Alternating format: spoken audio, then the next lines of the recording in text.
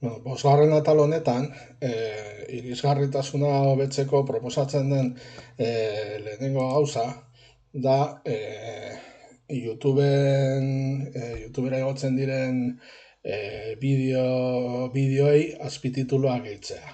Bai? Kasu honetan, eranzten den bideoan ikus daiteke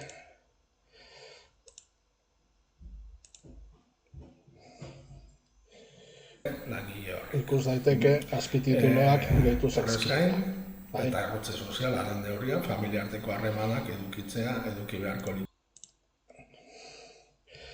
Bestalde, eta irisgarritasuna ere bermatze aldera, proposatzen da ariketa bat egitea podcast batzuekin, eta podcast horiekin galdera eta erantzuna ikasleek lotu beharko lituzkete, eta hori entzuteko zailtasunak dituen ikaslerik egongo balitz, testua emango litzaioke PDF-en. Modu honetan, bai zailtasun arazoak edo ikusmen arazoak dituzkeen ikasleek aukera aukiko lukete ariketa egiteko. Bukatzeko eta pertsonalizazioa egiteko egin duguna izan da ikasleak 4 multzotan bereizi, bai? Hori irudian ikusten dana, eta gero aztertu arrazoiak, zeintzuk izan daitezken arrazoiak, eta zeintzuk izan daitezken konponbideak. Bai?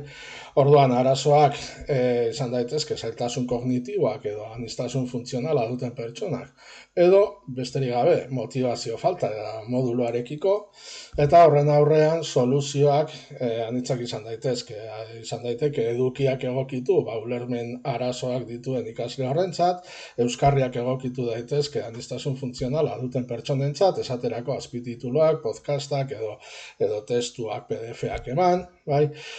Edo letra tamaina moldatzeko doc batean edo bai, ematea, bai.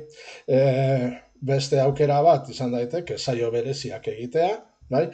Hau da, zailtasunak izan dituzten ikasle horiekin saio bereziak egin, bai? Beste alternatiba bat izan daiteke elkarlana sustatu klaseko kideen artean, hau da, emaitza oso ona eman duen ikasle bat jarri, emaitza txarra eman duen beste batekin, edo baleko emaitza eman duena beste batekin jarri, modu honetan batak besteari lagunduko lioke.